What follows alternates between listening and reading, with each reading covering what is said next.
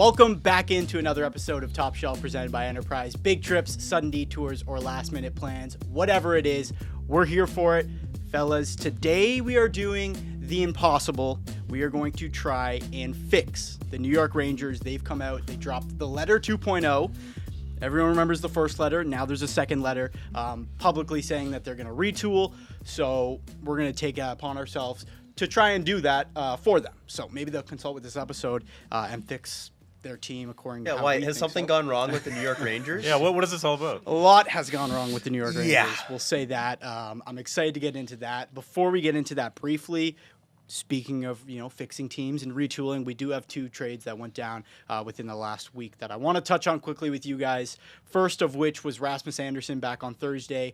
He was dealt to Vegas in exchange for Zach Whitecloud. Abram Weeb, if I'm getting that right, 2027 first rounder, 2028 second rounder, solid package. And then just yesterday, the Sharks made a splash. They got the Vancouver Canucks leading goal scorer. Let's not forget Kiefer Sherwood. Shout out Kiefer Sherwood for 2 second rounders and defenseman prospect Cole Clayton. We'll start with Kiefer Sherwood, obviously the more recent one. How do you guys feel about this package? Is it enough for Vancouver? Yeah, I was surprised by this one just based off of the timing of it. Like, Sherwood's currently injured, immediately goes on IR for the Sharks, and 2 second-round picks, and the Sharks of all the teams to go and get him. But I love the fit in terms of the player, and I'm also really intrigued to see how this plays out because there's no contract extension in place right now. So if things turn south for the Sharks, could they flip him again at the deadline, maybe for a better package? Will they re-sign him? There's a lot of ways that this could go. But in terms of the player on this team, just an absolute wrecking ball in terms of a checker, a really fun goal scorer, and a team that desperately needed that kind of depth. I love this addition, especially just given where the Sharks are at. Give them a bone, give them a player that really helps out the team. I really like this addition. In terms of, did the Canucks get enough? I think 2 second-round picks for this kind of player is a solid package. Maybe not the high-end quality you're hoping for in terms of a first-round pick, plus in kind of the conversation that maybe we were talking about Sherwood earlier in the year. But I think when you're talking about a player the caliber of Kiefer Sherwood with maybe less of a track record, it's hard to be upset with 2 second-round picks as your return. Yeah, I mean, there's not a long history of rental wingers being dealt at the deadline for a huge return. I whipped up some trade grades over on the Score app that you can go check out for this deal.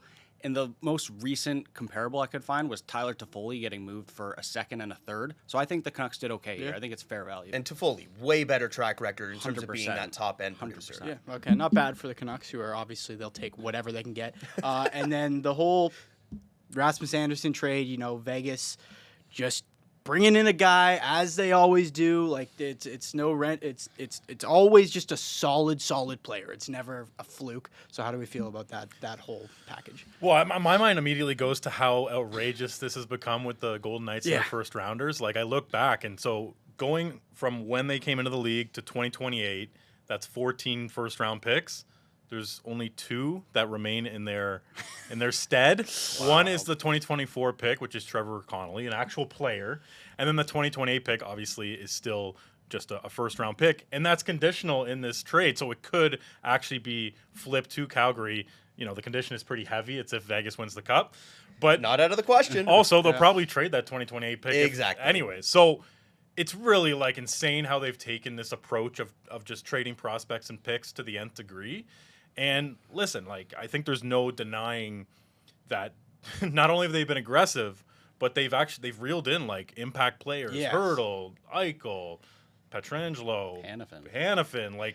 There's literally 10 guys that they've acquired over their lifetime, and I can't get over that. That's my first layer of thought, and I just get stuck in there where it's there's aggressive, and then there's this evil empire that is Vegas aggressive, where most fan bases hate what they're doing, but I love it because it's different. It's not traditional. It's working. It's working. And you mentioned it's all impact players. It's not like you're giving out first round picks for guys that are rentals and then are gone and are kind of second, third, fourth line types. It's all top of the lineup types.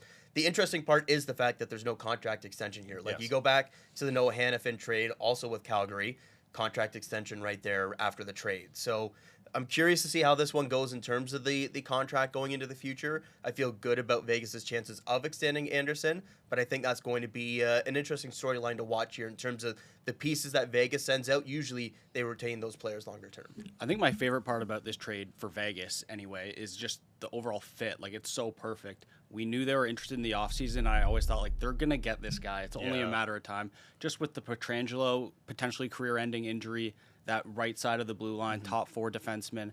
And then Andersson having that connection with Hanifin. They were D partners for 3 years in Calgary. Like, sometimes the hardest part about adding someone mid-season is fitting in on the fly, but he should have no problem doing that. Absolutely. Okay, so we've got those trades out of the way. Let's get into the meat and potatoes of this episode. Fixing the New York Rangers. A tall task, I will say, but I want to... because now this, like I alluded to the 2 letters. So we had the first one that was in 2018. They had, their series of runs in the playoffs throughout the early 2010s. Finally, it kind of all comes to a close 2017, 2018. And they come out and they say, listen, we're rebuilding, basically. And from that point to this point, here's what the Rangers have done / look like. They get the 2nd overall pick in 2019, Capo Caco. 2019 offseason, they signed the biggest free agent on the market, Artemi Panarin.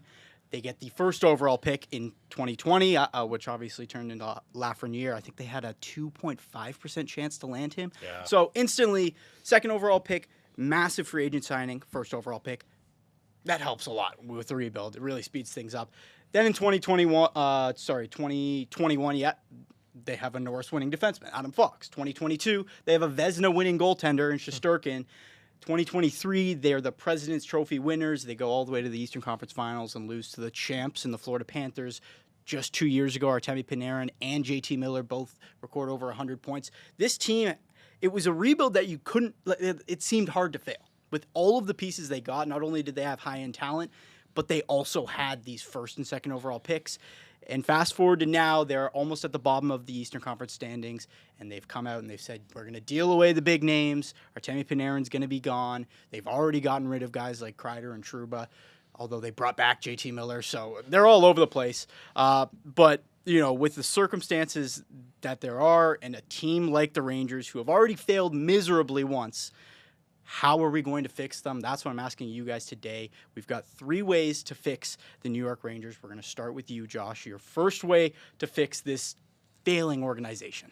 Just to start, I think they could be broken beyond repair. I think that's a real possibility. It just might be over. Promising start there, Josh. Yeah. But I think to have any chance of fixing this, they got to have some uncomfortable conversations with Mika Zibanejad and JT Miller. They both have full no movement clauses.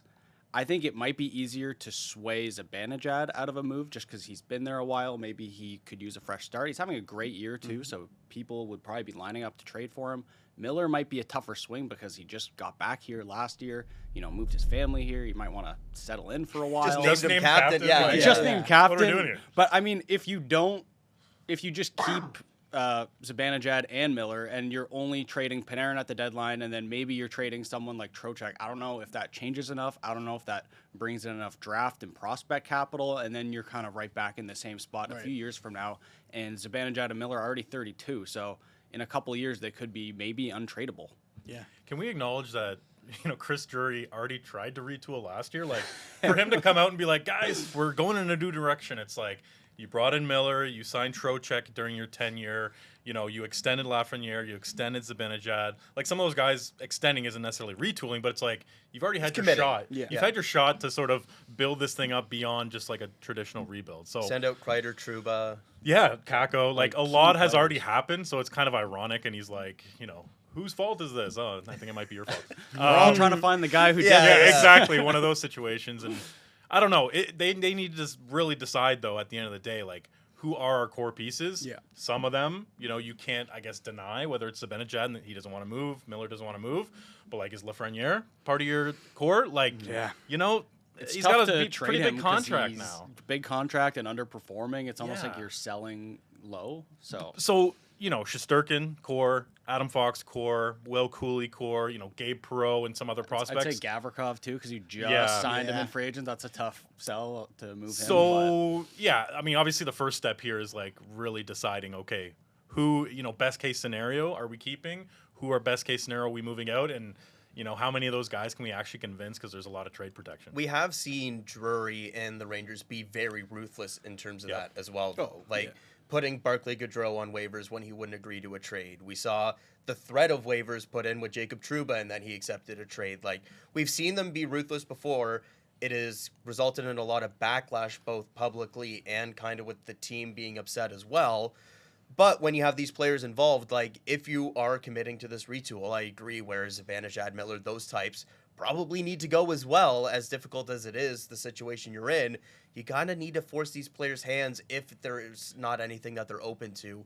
That is the big part of this for me, where it's you can say that you're going to retool, you can say that you're going to rebuild or whatever it is, but if you're not going to be able to move off of a JT Miller or a Mika Zibanejad, it's still going to be their team when you're bringing up all these young pieces. And do you really want the remnants of that past era with this new era coming ahead?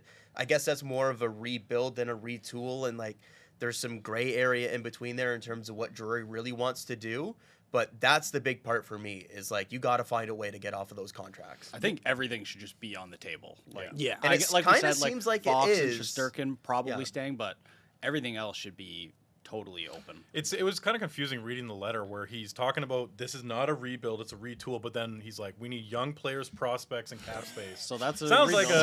like a rebuild. And it's obviously all easier said than done when you've handed out these contracts, and the trade protection is obviously the most difficult part of this. So it's super interesting, and from GMing from afar perspective, because there's a lot of things that we would love to do, but it's managing, because if you're an agent and you see them screwing around and being super cutthroat, you're going, I don't want my clients to sign there. They're just gonna be asked to leave in 2 years. We can't trust this organization. In terms of the core pieces, though, we talked about Shesterkin, Fox there briefly. I agree that those are too high of an echelon player where if you're bad for a couple of years and you come out of that in 3, 4, even 5 years, those are good enough players that I think they're going to be still core pieces in the future, and less so in that kind of JT Miller, Zibanejad kind of vein.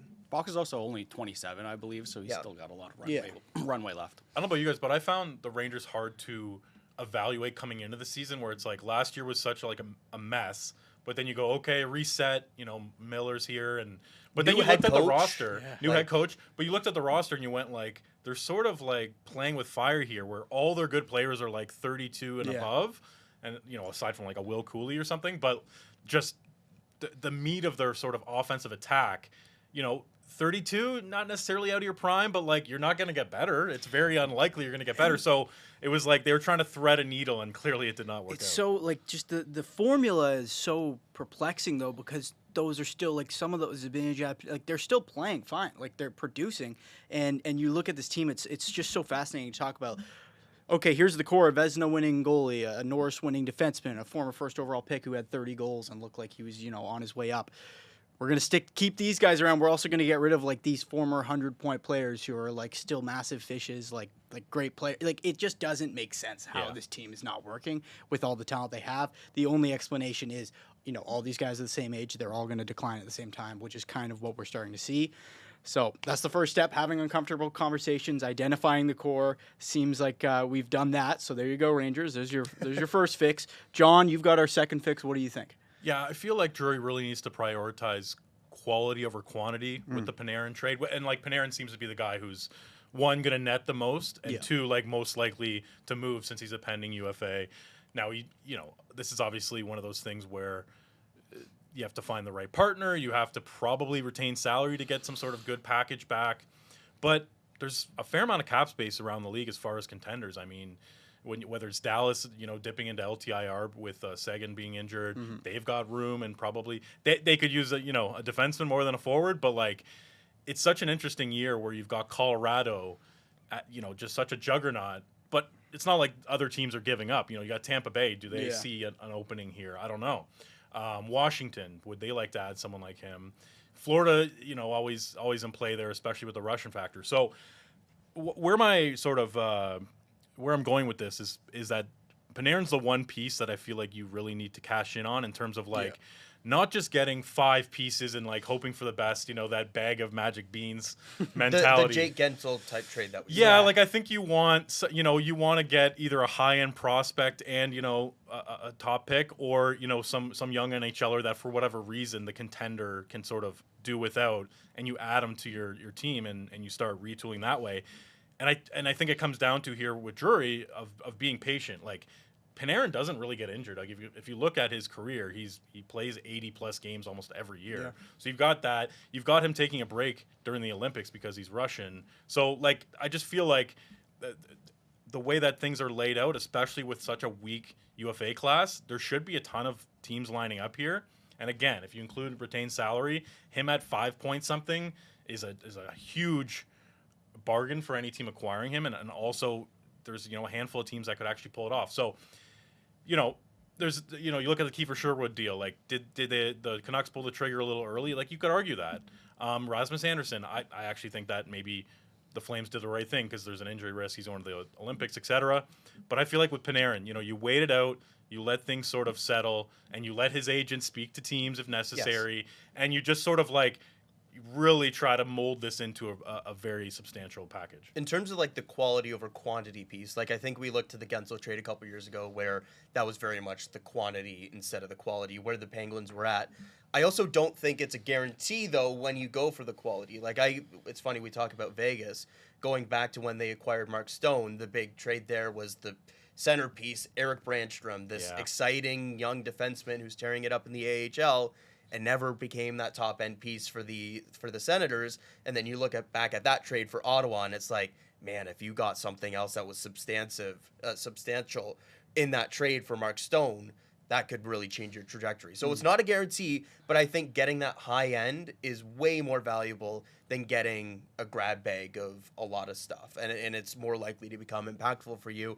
And where the Rangers are at in terms of retooling, in terms of the way they want to say it, getting that high-end piece is more likely to be impactful in your lineup earlier versus a collection of kind of like B prospects and whatever. But for me, it's not just Panarin as well. Like Vincent Trocheck is a really intriguing one where he's signed at a good number. He's a center who wins faceoffs, right-handed, all of these things that are why he's on Team USA at the Olympics, but also why he would be so valuable for so many teams across the NHL. I think if you can really get a bidding war for him going as well, you can have 2 premium players head out the door with premium assets coming back if you prioritize that quality coming back. I think for both Panarin and Trocheck, anything less than what the Islanders got for Brock Nelson at last year's trade deadline would be a disappointment. And that was a first-round pick and Cal Ritchie. Premium prospect. Premium that's what I'm talking prospect about. Like, that who package can would join be your really lineup nice. immediately the next season. And then I think they got some other picks in that deal. But yeah, like a Cal Ritchie type of prospect who was a first-round pick the year or two before, and then he can come play in your lineup the following season, hopefully. That's a great template. Well, so I wanted to ask you guys, put you guys on the spot here a little bit, but if I picture the perfect package, maybe I can rattle off a couple teams, and you guys tell me like the guy they should be getting back. Like if I said Panarin to the Hurricanes, like who's a guy that you would absolutely need to see them get in return for that? Bradley Nadeau, a player that's been on Team Canada at the World Juniors, lit it up in the NCAA, has been great in the AHL, hasn't broken through full-time in the NHL, but a guy that I think if you acquire him, you can put into your top 9 in the NHL right away and is a potential 25, 30 goal scorer in the NHL. I like it. Or what if I threw out the Lightning? Do the Lightning have a piece that they could? I don't think they have many. They don't Yeah. have a lot of young pieces, but they do have Connor Geekie. I was actually going to say, because I don't think he's panned out maybe as well as He's they'd been great in hoped. the AHL this year, was in the NHL lineup, then kind of got sent down. That's a guy that's kind of an in-between type who, again, similarly can play in your lineup from day one when you acquire him. But that's like the caliber of player we're talking about here, a guy that is either a former first-round pick or high pedigree recently that probably can step into your lineup this season or next season in terms of like that proximity to the NHL in addition to that high-end potential. Yeah, well, I like the comparisons a lot, like especially with the package Brock Nelson got, what kind of we saw happen with the Senators and when they traded away Mark Stone. So the template's there. They can do all the film studying they need to do and just see what they need to get.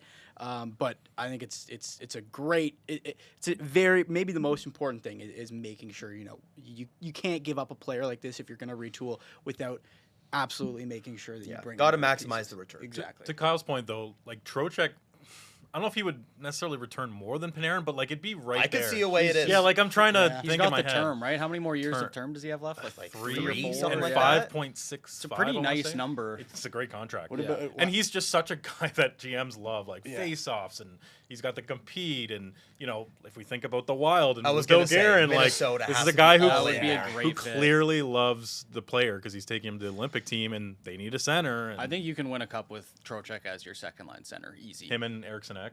I Yeah. can see that. Yeah. That'd be fun. That's a fun one, too. My head goes to, I'm thinking, oh, you guys are talking about Trocheck. Why don't we package them together? And you know where I want to Let's put go. You know where I want to send them? Let's send them to Anaheim. Let's get Oh, okay. the Anaheim Rangers. Okay. They've already got two of those. Who churros. cares about the right side of defense? Yeah, they've already got two guys in Kreider and Trouba. Oh, I see There where you you're go. going. Have Okay, a couple okay. more. Have a lot of young prospects. There you go, Rangers. I found a perfect partner. I guess they thought that. In all seriousness, that sometimes happens where like they just You have a good there's relationship GMs with that the GM, only yeah. trade with other What, GMs. what yeah. would that?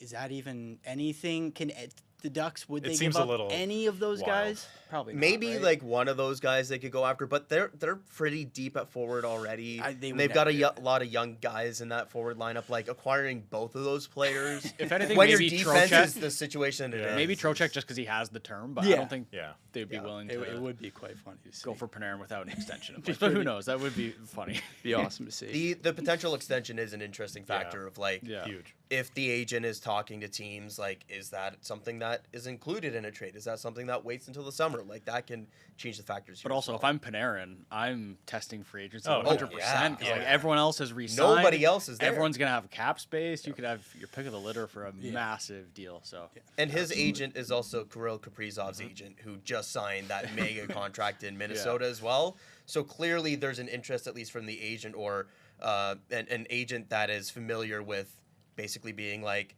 "Bring me the biggest offer you Yeah. got." So it's Show me the clearly money. something. Yeah, exactly. Clearly something they're comfortable with. Jerry Maguire. Yeah. of the NHL. Okay, we got two fixes out of the way. We've got the core players identified. We're saying you absolutely have to get something in return for Panarin. Last fix comes down to you, Kyle. What's the last thing the Rangers need to do to turn this ship? Well, we talked about a little bit where the Rangers had these great kind of veteran pieces and had like a first overall pick there and like some other young players that you maybe expect to have bigger impacts this season that haven't. And that's part of the reason why this season hasn't gone to plan for the Rangers. And that's been a theme year after year after year with this team, where you go back all the way to like 2017, Elias Andersson, top 10 pick, didn't pan out. Vitaly Kravtsov, top 10 pick, didn't pan out. And you continue on through the year, second overall pick, Capo Caco, you end up trading for pennies on the dollar. Alexis Lafreniere, looks like he's turning that corner. You sign him to a big contract, takes a step back. Even as recently as like 2021 with Brendan Othman, he has like one goal in his NHL career Just to scored date. it too, right? Exactly. And so it's like year after year after year, the Rangers are even picking in the first round, which some of these teams aren't even doing, and getting worse results than the teams that aren't picking in the first round and getting like depth prospects that are coming through. The player development side for the Rangers has been such a negative factor for this era of the team. Like when you have Artemi Panarin sign as a free agent and be that 100-point winger, and you have a second overall pick and a first overall pick on the roster coming in quick succession as well, you're like, this is going to be a team that's in cup consideration for forever. And the first overall pick doesn't pan out like a first overall pick. A second overall pick doesn't pan out like a second overall pick. And maybe there's some player side as well in terms of either your scouting staff and identifying players or whatnot. But I think when it's a player type at the top of a draft like that, there's a lot of onus that needs to go on the player development side as well. Like the Rangers development staff, the head of it has been at the head of it since 2017. So he's been here through all of this. You have Tanner Glass, who's kind of the number 2 there, who's been there since 2019. Like these guys have been around this player development for a long time, and it has not panned out in terms of having really any kind of success stories come through in the NHL. Like Philip Hedl was solid, and then you ended up trading him. Injury issues there as well. But like other than him, it's like, who's the other success stories in terms of development? Will Cooley?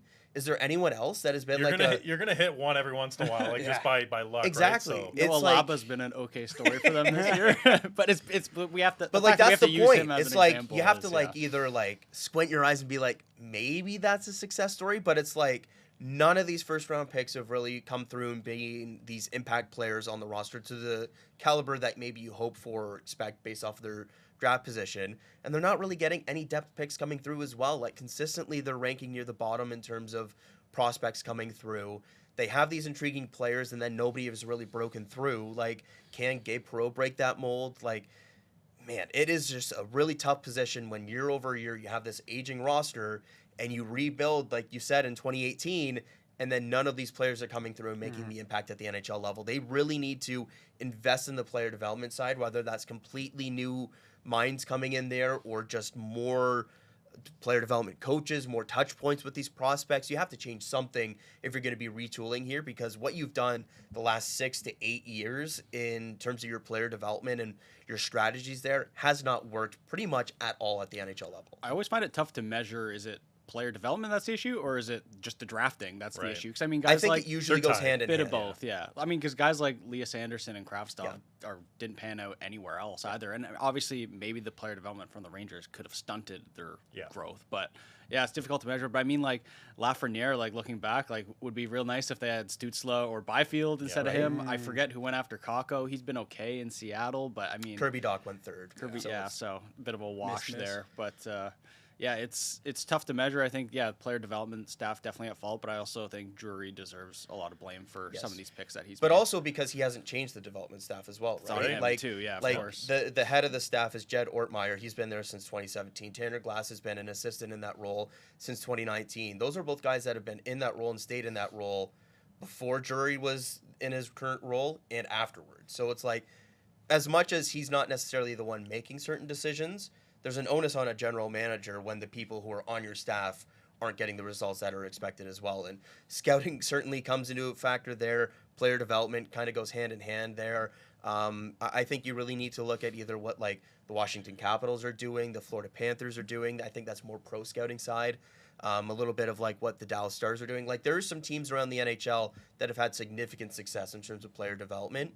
You need to at least study what they're doing or even try and poach some people from some of those organizations and try to bring that in, especially if they're actually committed to this retool going forwards. While you guys were talking, I'm going through my head, like, who has had a worse track record of late in terms of drafting and developing?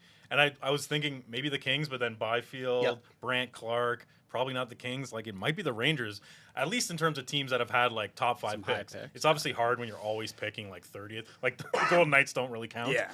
Because they just don't I don't even know if they have a player development. Yeah, like, I don't know if that even exists. So that's such an indictment. Like, this actually reminds me of I remember talking to some Ottawa Senators after Andlauer took over, and just talking about like the facility upgrades and like the professionalism that he brought, and just going from an owner in Eugene Melnyk that was always cutting corners to an owner in Michael Andlauer that was investing and cared about the players and like the little things were taken care of. And I remember Shane Pinto saying like, listen, like everyone in the league, they're not expecting to necessarily be on like the number one team in every category, but you can't be last. Like that just brings down your operation. Like you got to be average. Like all the Rangers need is to be average at drafting and developing, and they're probably not in the spot. How much of it too, though, I want to ask, is a product of speeding up a rebuild too much? Because in 2019, 2020, you go second, you go first. You get a guy like Brandon Othman in the system in 2021, and 2 years later, 2022, that offensive, those forwards consist of Trocheck, Miller, Zibanejad, Panarin. Not Miller at that point. Or not Miller, sorry. Tarasenko, Kane. Like, you have all of these older guys because they're all of a sudden so focused on just going for it all at that time that, like, Lafreniere, Kakos, and those players don't have a spot in that lineup really at all to kind of grow and develop the same way like you look at like how Connor McMichael and Protas and guys like that in Washington have kind of been able to start on the third line, work their way up on a team that's already successful. Whereas with those players, like there's no role for them when you have all those guys there because they're pushing for it. So it was such a weird blend of like high end youth and aging vets that are like looking for one more push. And I think that has to be a massive factor in this, too. They didn't rebuild properly. They sped it up. A big part of building teams in the modern NHL is, like, sticking to your timeline. Like, you look at what the Canadians are doing. Yes. They could get ahead of themselves this year and do some kind of stupid things long term. But I trust that, Kent Hughes and Jeff Gorton are gonna, they're happy with progress, but like, hey, we want to peak in a couple of years. We don't want to put our chips in the middle of the table right now, even though like maybe our fans want to, or maybe it makes sense from the outside given where we are in the standings. So I feel like sometimes organizations just get caught up in the moment, or maybe they just don't have a long-term plan in the first place. And so it's easy to kind of go back and forth. I mean, that's the story of the Canucks, right? Like, oh, we're rebuilding, we're retooling. Oh, wait, we want to contend. Oh, wait, we're like literally by month, by week, the conversation is changing. And that's just not a way to run an organization. To be fair, though, with the Rangers, President's Trophy winners, conference finals. Yeah, they found success. They did. It did work, but now it was a very short window that things went well. Yes. And it was looking back in hindsight, that was cup or bust for them. Like, because now they're stuck in this. Played out that way for sure. And in terms of like the player development side, just to kind of put a bow on that, player development, I think a lot of people view as AHL, junior hockey, everything. Player development is at the NHL level, especially kind of in this current NHL. And I think we saw, in terms of maybe getting ahead of themselves, Capo Caco, Alexis Lafreniere especially weren't put in advantageous positions at the NHL level in terms of their usage and also the offensive opportunities they were getting. Like young Lafreniere was like never touching the power play. Like that was a big story. Mm-hmm. Things like that where like so much of these young players' development relies on just confidence as well and just maintaining that and allowing them to become that kind of player. And I think the player development side also is an important aspect on the NHL coaching staff as well. Yeah, absolutely. All right, there we go. We've got the 3 fixes for the New York Rangers.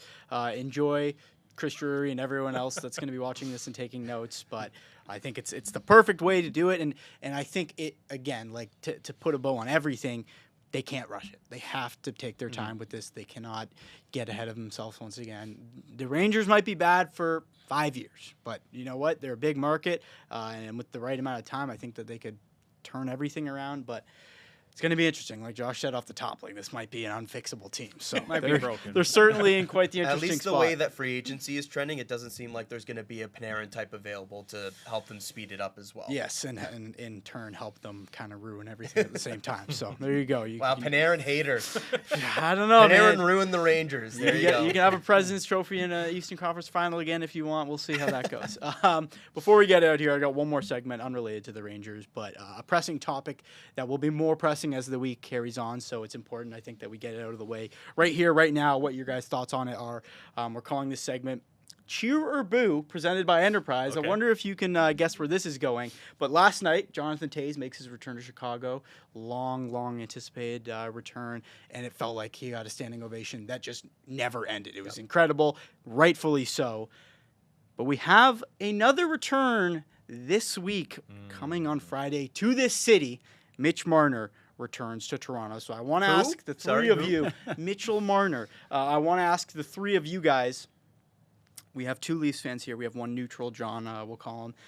Should the Leafs fans in attendance Friday night cheer for Mitch Marner or boo Mitch Marner? We'll start with you, Josh. What do you think? I totally understand fans wanting to boo, and for me, it stems back to his initial contract negotiation where he milked the team for every dollar. Yep. He could have been a hometown legend, took 8 years, maybe a slightly less than market value, or at least just a market value contract would have been music to Leafs fans' ears at the time. And then the whole thing doesn't pan out. He underperforms in the playoffs, and then he leaves. They offer him a contract. I get why he didn't want to stay at that point, but I think Leafs fans are going to give him a rough time on Friday. You think they're boo? He was already getting booed in Vegas in his home barn with the smattering of Leaf fans that were there. So yeah, I think it's going to be ugly, like Tavares to Long Island levels of ugly. I like it. I'm kind of the mind that like it's cool if they boo him this time, but I feel like they should leave that in the past after the first game. Where this is still a guy who's is he 5th on all-time points list for an 100-year 5th or 6th, something like that. Yeah, like arguably the best Toronto area Leaf of all time. You know, had some pretty electric moments, not in the playoffs, but was a pretty good Leaf. His problem, well, aside from the playoff failures, was sort of like how he managed, the PR of it. In terms of getting in front of cameras and what he said and how kind of unrelatable he was a lot of the time. So I'm okay, especially the prices of tickets in Toronto. Boo all you want. Do whatever you want in that arena. I mean, not whatever smokes. you want. That's a mortgage payment. But yeah, maybe not whatever you want exactly. But so I'm gonna take the angle of boo him this time, but moving forward, be classy about it. This is an original 6 team. Don't get out of hand. Kyle? So I want to take the angle of like what they should do, and Okay. and I think that's important here because there's almost certainly going to be a video tribute. Yes. I think that is the point where you applaud, you thank him for what he did here. Every time he touches the puck, it should be the loudest that building has been all season long with boos. Putting aside all the baggage of everything that went on there, a hometown star left the Toronto Maple Leafs for the Vegas Golden Knights. I don't care what the situation is, what happened there, what did or didn't happen with the Maple Leafs and Mitch Marner and fans and all that stuff. A franchise like the Maple Leafs and the fan base that they have, a star player leaving that team, especially being from the area, should be booed on their return back to home ice. You left us. You should have been our star. You should have been our hero. You decided to leave.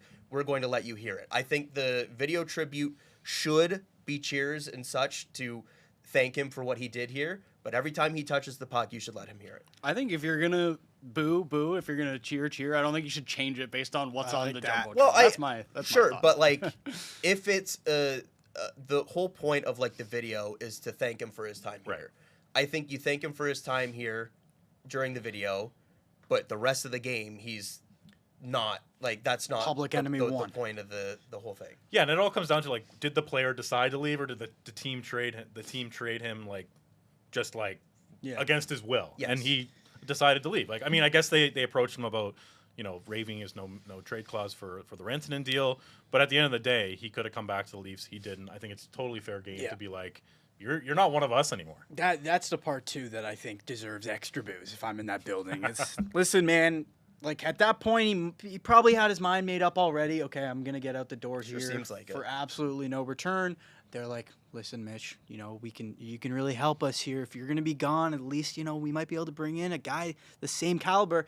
He's like, no, not happening. I'm leaving for free or for Nick Waugh, sorry. But I agree with you guys. I One agree thing with I'll you guys. defend Marner about is I think it's within his right to not waive the no move because you have that Sure, no movement yes. clause. You've earned that for a Yes. reason, and I know like his wife was pregnant last year, so I fair. totally understand not wanting to move cities in the middle of a season. But yeah, obviously He's it well didn't help within the his Leafs at rights all. for every single decision he made the entire process. He's allowed to try and get the most money he can. He's allowed to But I'll reject say a trade. if you're gonna ask for the most money, then deliver when it matters. Yeah. and he didn't do That, that. but also, if you're going to make those decisions, you also accept the consequences or the Yep. repercussions of it in terms of the reaction of the fan base or the reaction of people around you. I think that's He the, wanted to be the paid reality as of it. close to Matthews as possible, but didn't want the responsibility. Well, his of agent, carrying the same team. day Matthews signed the extension, was like, "That's a terrible contract, and we're going to get the most money." Like that's literally when it started. Yeah. Before that, Mitch Marner was beloved and everything, and we don't need Yeah. to bring everything up again.